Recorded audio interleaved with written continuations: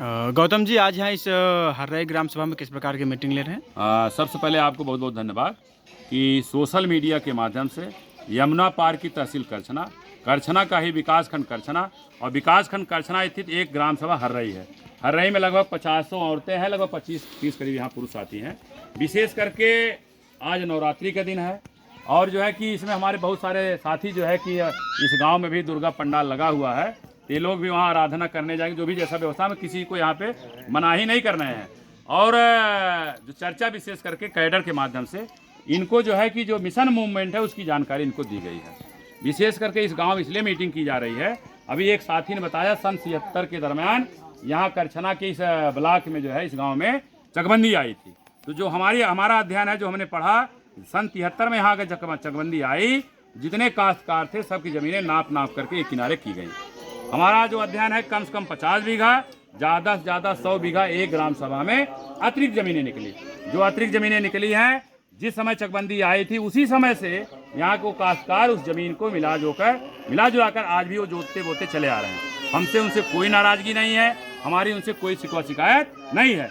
लेकिन हम उत्तर प्रदेश के मुख्यमंत्री और देश के प्रधानमंत्री से मांग करना चाहते हैं कि इस समय खेतों में जो है धान की फसल रोप गई है, धान की फसल लगाई गई है। धान की फसल जैसे कट जाती है अक्टूबर या नवंबर में, एक अभियान चला करके जो कम से कम 50 बीघा, ज़्यादा 100 बीघा ज़मीनें, चाहे वो बंजर हो, चाहे परती हो, चाहे जूसर हो, ऐसी ज़मीनें निकाल करके, जो हम सब का आंदोलन रहा, मानव कांशीराम साहब का आंदोलन रहा है, जो ज़मीन सरकारी है वो ज़मीन हमारी है, ऐसी ज़मीनें निकाल करके। क्योंकि इनसे जो बात करके पता चला है, ये सभी लोग भूमिहीन हैं, इनके अगवारे पिछवाड़े घर के खेती बाड़ी बात छोड़ दिए, साग सब्जी बोने की जमीन नहीं है इनका। 1 साल का 2 साल का लड़का गुजर जाता है, जिसको कहते हैं अगर मर जाता है, इनके पास इतनी जमीन नहीं है कि ले जाके अपने खेत में खोद के गाड़ सके, ले जाके बहरा किनारे, नारा किनारे, नरखोरी किनारे दफनाने का काम करते हैं। तो हम आपके सोशल मीडिया के माध्यम से, आपके चैनल के माध्यम से हम माननीय मुख्यमंत्री को, माननीय प्रधानमंत्री को आग्रह करना चाहेंगे, निवेदन करना चाहेंगे।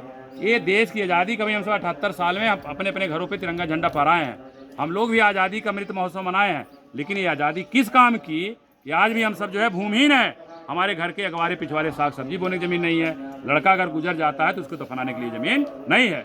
इसलिए मानव कांशीराम की वैचारिकी में ये बहुजन समाज के लोग इस देश की शासक कौमें रही हैं, इस देश की हुक्मरान कौमें रही हैं, इस देश के राजे रजवाड़े रहे हैं। कहा गया है कि जिस समाज की सत्ता होती है उस समाज के साथ अन्याय नहीं होता है, जिस समाज की सत्ता होती है उसके साथ अत्याचार नहीं होता है। अब ये लोग आज जागरूक हो गए हैं, इनको जो है दोस्त और दुश्मन की पहचान हो गई है।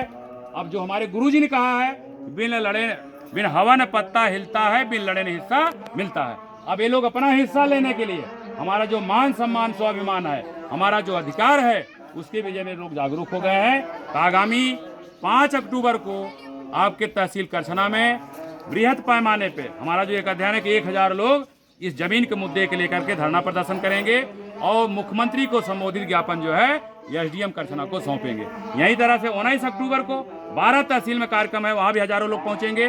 वहाँ जो है मुख्यमंत्री को संबोधित ज्ञापन उप जिलाधिकारी करछना को 12 को सौंपा जाएगा। इतना ही नहीं, संविधान जब जिंदा रहेगा, संविधान जब सुरक्षित रहेगा, तभी जाके हमारा जो हक अधिकार है वो मिल पाएगा। संविधान की सुरक्षा के लिए, संविधान को बचाने के लिए कोई आलोचना नहीं कि संविधान खतरे में है, कुछ ऐसा नहीं। लेकिन संविधान सुरक्षित है, संविधान में हमारे जो हक अधिकार सुनिश्चित हैं, वो जब संविधान रहेगा तभी जाके मिल पाएगा। तो संविधान दिवस पर 26 नवंबर संविधान दिवस है, उसकी 75वीं वर्षगांठ, जिसको रजत जयंती कहते हैं, उसकी वर्षगांठ मनाने के लिए हम लोग लगभग यमुना पार से 5000 लोग सिविल लाइन स्थित धरना प्रदर्शन स्थल पर पहुंचेंगे और बृहद पैमाने पर जो है संविधान दिवस मनाएंगे। और संविधान पे अगर इस तरह से कोई आँच आती है, हम लोग जो है सड़क पर उतर करके आंदोलन करने के लिए बाध्य होंगे। विशेष करके हम लोग कोई इस तरह से नहीं है, सामाजिक सौहार्द बनाते हुए।